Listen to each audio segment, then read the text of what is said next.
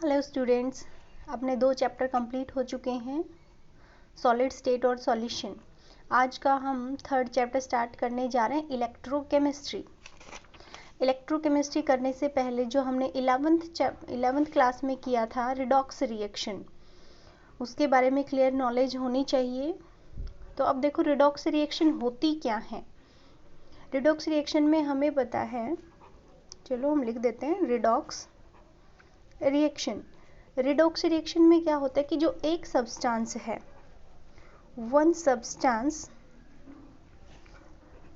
Lose its electron that is undergoes oxidation. जिस substance में electron का लॉस होता है उसका क्या होता है, ऑक्सीडेशन। क्लियर। और जबकि दूसरी तरफ जो दूसरा सब्सटेंस है वो क्या करेगा, इलेक्ट्रॉन को गेन करेगा, gain electron that is undergo reduction, यानी कि उसका क्या होगा, रिडक्शन होगा। क्लियर। अब फॉर एग्जांपल हम एक एग्जांपल लेंगे, जैसे जिंक को अगर कॉपर सल्फेट सॉल्यूशन में हम डालते हैं तो क्या बन जाएगा, ZnSO4 प्लस कॉपर।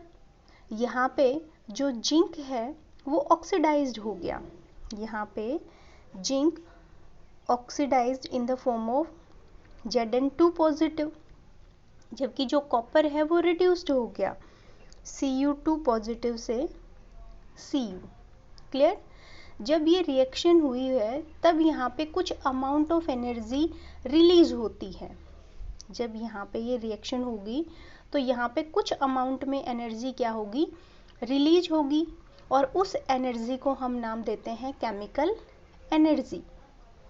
ये जब रिएक्शन हुई तो एनर्जी क्या हुई, रिलीज हुई, उस एनर्जी को नाम क्या देंगे हम, केमिकल एनर्जी। फिर by the use of suitable arrangement, जो केमिकल एनर्जी है जो यहाँ पर रिडॉक्स रिएक्शन में प्रोड्यूस हुई है उसको इलेक्ट्रिकल एनर्जी में कन्वर्ट किया जाता है।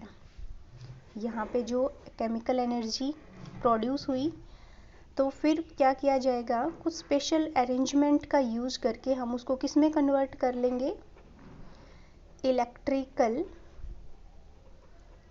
एनर्जी में उसको कन्वर्ट कर लेंगे। क्लियर। तो द अरेंजमेंट जिसमें क्या किया जाएगा, केमिकल एनर्जी को इलेक्ट्रिकल एनर्जी में कन्वर्ट किया जाएगा, उसको नाम दिया जाता है इलेक्ट्रोकेमिकल सेल, या फिर गैल्वेनिक सेल, या फिर वोल्टाइक सेल। क्या क्या नाम दिया जाएगा, इलेक्ट्रो केमिकल सेल, या फिर गैल्वेनिक सेल, या फिर एक और नाम दिया जाएगा वोल्टाइक सेल। क्लियर हुआ इतना? ओके।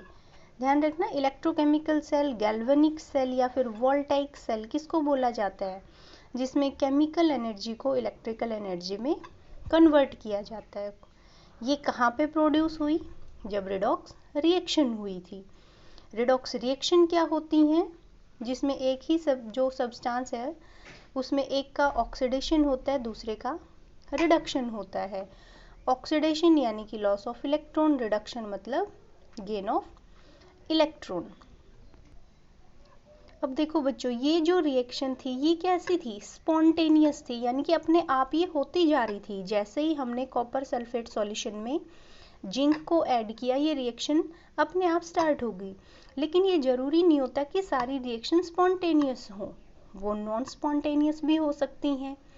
अब फॉर एग्जांपल हम लें कि हमने क्या किया, मोल्टन NaCl लिया, मोल्टन NaCl लिया।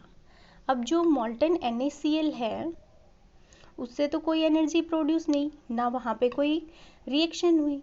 लेकिन जैसे ही उस मोल्टन NaCl में हम इलेक्ट्रिक करंट पास कराएं, जैसे ही मोल्टन NaCl में से यहाँ पे हम क्या पास कराएं, इलेक्ट्रिक करंट, यानी कि इलेक्ट्रिसिटी अगर हम इसमें से पास कराते हैं तो ये क्या हो जाएगा, जो इसमें आयंस प्रोड्यूस हुए थे Na पॉजिटिव Cl नेगेटिव, वो क्या करेंगे, अपोजिट इलेक्ट्रोड की तरफ मूव करना शुरू कर देंगे, यानी कि जो Na पॉजिटिव है वो क्या करेगा, जो नेगेटिव इलेक्ट्रोड है उसकी तरफ मूव करना शुरू कर देगा, और जो Cl नेगेटिव है वो पॉजिटिव इलेक्ट्रोड की तरफ मूव करना शुरू कर देगा।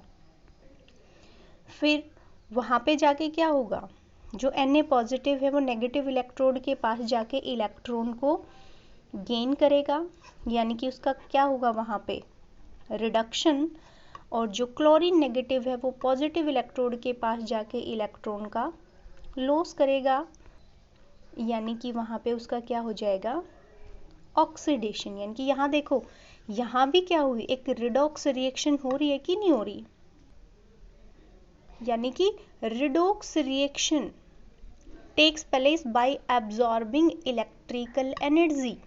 रिडॉक्स रिएक्शन हुई है, लेकिन कब, जब उसने इलेक्ट्रिसिटी को एब्जॉर्ब किया। यहाँ पे क्या था, रिडॉक्स रिएक्शन अपने आप हो रही थी और वहां से एनर्जी प्रोड्यूस हो रही थी, केमिकल एनर्जी। यहाँ पे क्या देखा हमने, नॉन स्पॉन्टेनियस रिएक्शन है। यहाँ पे रिएक्शन, रिडॉक्स रिएक्शन कब होगी, जब उसने इलेक्ट्रिसिटी को एब्जॉर्ब किया। यहाँ पे क्या हो रहा था, आयंस का फ्लो हो रहा था, ठीक है। तो the flow of current due to the movement of ions, उसको क्या नाम दिया जाता है, इलेक्ट्रोलाइटिक कंडक्शन। तो हम क्या देखेंगे, the flow of current due to movement of ions is called electrolytic conduction. और जो ये फिनोमिना होता है, यानी कि करंट का फ्लो होना, कब, आयंस की वजह से, ठीक है, तो उसको हम क्या नाम देंगे, इलेक्ट्रोलिसिस। क्लियर। और इन सब के लिए जो अरेंजमेंट यूज की जाती है वो होती हैं इलेक्ट्रोलाइटिक सेल। क्लियर हो गया। तो देखो यहाँ पे हमने दो टाइप की सेल पढ़ी, इलेक्ट्रोलाइटिक सेल और यहाँ पे इलेक्ट्रोकेमिकल सेल, ठीक है। क्लियर हो गया इतना। तो इस चैप्टर में हमने तीन चीजें पढ़नी हैं, क्या क्या, इलेक्ट्रोलाइटिक सेल कौन सी होती हैं, इलेक्ट्रोकेमिकल सेल कौन सी होती हैं, और एक बीच में एक टॉपिक आएगा इलेक्ट्रोलाइटिक कंडक्शन। तो हमने पढ़ा, इस चैप्टर का नाम क्या था, इलेक्ट्रोकेमिस्ट्री।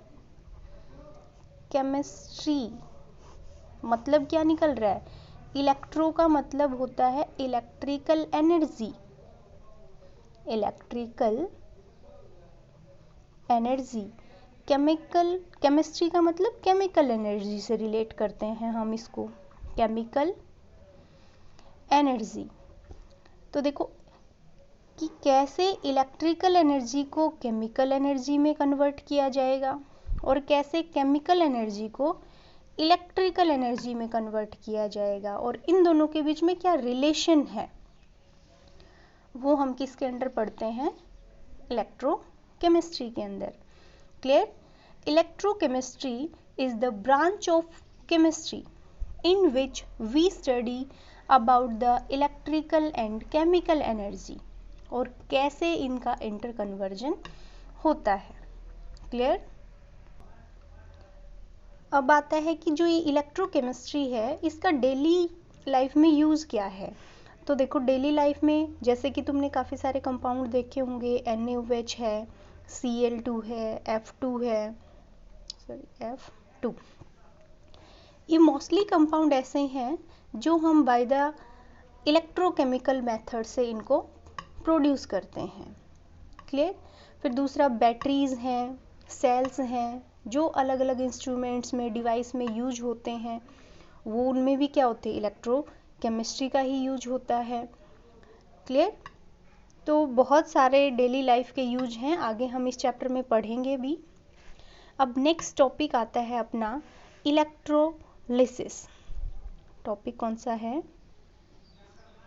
इलेक्ट्रोलिसिस।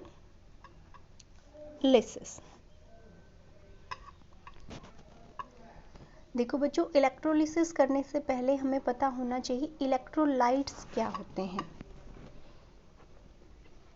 इलेक्ट्रोलाइट्स क्या होते हैं, इलेक्ट्रोलाइट्स ऐसे कंपाउंड होते हैं, ऐसे सब्सटेंस होते हैं जिसमें आयनिक बॉन्डिंग होती है। यहाँ पे डेफिनेशन में लिख देती हूँ। तो इलेक्ट्रोलाइट्स क्या होते हैं? Those compounds which have ionic bond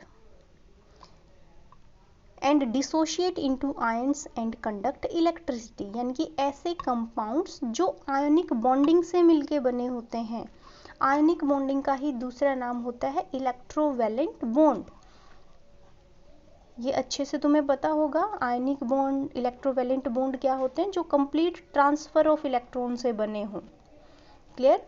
तो ये आयंस में टूट के इलेक्ट्रिसिटी को कंडक्ट करते हैं। ऐसे सब्सटेंस को हम क्या नाम देते हैं? इलेक्ट्रोलाइट्स।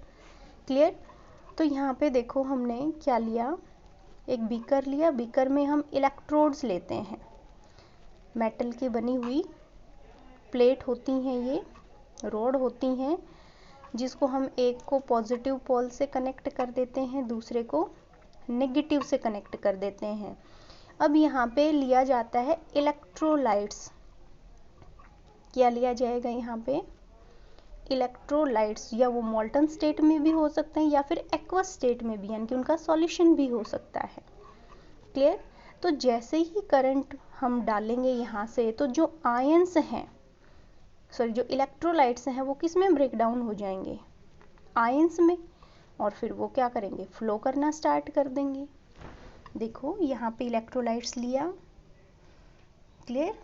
जैसे ही हमने स्विच को ऑन किया, करंट आया यहाँ से, तो इलेक्ट्रोलाइट क्या होगा? आयंस में टूट जाएगा। आयंस में टूटने से क्या होगा? वो करंट को फ्लो करवाने लगेगा। उस प्रोसेस को हम नाम देते हैं इलेक्ट्रोलिसिस। तो हम क्या लिखेंगे? The process of decomposition of an electrolyte. Electrolytes का डिकम्पोजिशन हो जाना कब? By the passage of electricity. जब हम इलेक्ट्रिसिटी पास कराते हैं, किस में? Through electrolytic solution. क्लियर हो गया? अब यहाँ पे हम इसका पूरा मैकेनिज्म करेंगे कि कैसे इलेक्ट्रोलिसिस होती है, कैसे आगे रिएक्शंस होती हैं। तो उसके लिए हमें एक इलेक्ट्रोलाइटिक सेल बनानी पड़ेगी। अब देखो यहाँ पे क्या लिया है? एक बीकर लिया है। बीकर में 2 इलेक्ट्रोड हमने ली हैं। एक एनोड, एनोड को किससे जोड़ा गया है? Positive pole of the battery. Cathode को किससे जोड़ा जाएगा? Negative pole of the battery. ये क्या है? एक इलेक्ट्रोलाइटिक सेल है। इलेक्ट्रोलाइटिक सेल एक ही बीकर में होती है ये। और हमेशा ध्यान रखना, जब भी एक बीकर में रिएक्शन होगी, तो जो कैथोड होगा वो नेगेटिव पोल से जोड़ा जाएगा और एनोड पॉजिटिव पोल से जोड़ा जाएगा। क्लियर? यहाँ पे मान लिया हमने सॉल्यूशन लिया है लेड ब्रोमाइड का। Lead bromide PbBr2। ठीक है? तो यहाँ से तो देखो, जैसे ही करंट यहाँ पे आएगा, ये आयंस में टूट जाएगा। Pb2 पॉजिटिव और Br नेगेटिव, इसमें टूट गया। अब जो पॉजिटिव वाले हैं आयंस, वो कहाँ जाएंगे? कैथोड के पास, यानी कि यहाँ पे Pb2 पॉजिटिव सारे इकट्ठे हो जाएंगे। एनोड के ऊपर नेगेटिव वाले Br नेगेटिव सारे इकट्ठे हो जाएंगे। अब ध्यान रखना, कैथोड पे हमेशा रिडक्शन होता है और एनोड पे हमेशा ऑक्सीडेशन होता है। क्लियर? ये एक बार मैंने पहले भी बताया था। Red cat and an ox. Red cat and an ox, लाल बिल्ली और एक बैल। रेड का मतलब रिडक्शन, कैट का मतलब कैथोड, एन का मतलब एनोड, ऑक्स का मतलब ऑक्सीडेशन। तो इसको ध्यान रखना। तो अब यहाँ पे देखो, रिडक्शन का मतलब गेन ऑफ इलेक्ट्रॉन और ऑक्सीडेशन का मतलब लॉस ऑफ इलेक्ट्रॉन। तो Pb2 पॉजिटिव क्या करेगा? यहाँ पे रिडक्शन होगा, रिड्यूस्ड होगा, वो 2 इलेक्ट्रॉन को गेन करेगा और Pb में कन्वर्ट हो जाएगा। ठीक है? इसको हम नाम देते हैं प्राइमरी चेंज, यानी कि एक पहला चेंज आ गया। ऐसे ही एट एनोड जो Br नेगेटिव है वो इलेक्ट्रॉन का लॉस करेगा और ब्रोमीन, ठीक है। अब हमें पता है अकेला जो ब्रोमीन होता है वो अनस्टेबल होता है, एग्जिस्ट करता ही नहीं, तो हम क्या बोलेंगे, ये प्राइमरी चेंज था। ऐसे ही जो दूसरा ब्रोमीन होगा वो आपस में मिलके क्या करेंगे, बॉन्ड बना लेंगे और ब्रोमीन गैस में कन्वर्ट हो जाएंगे। इसको नाम देंगे हम सेकेंडरी चेंज, ठीक है। अगर ओवरऑल रिएक्शन देखी जाए तो क्या होगी, Pb2 positive plus 2Br negative. यहाँ पे हम लिखेंगे क्या हो रहा है इसका, इलेक्ट्रोलिसिस।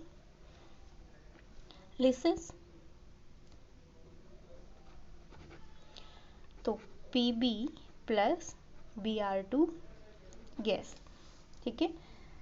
अब आज के टॉपिक में हम इतना ही करेंगे। कल का जो अपना टॉपिक होगा उसमें सिर्फ ये तो हमने क्या लिया है, मोल्टन स्टेट में लिया है सिर्फ इलेक्ट्रोलाइट।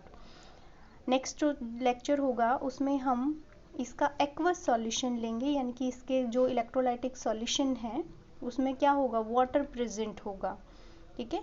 तो इसको जितना हमने कराया है उसको अच्छे से लर्न करना है, समझना है। ओके।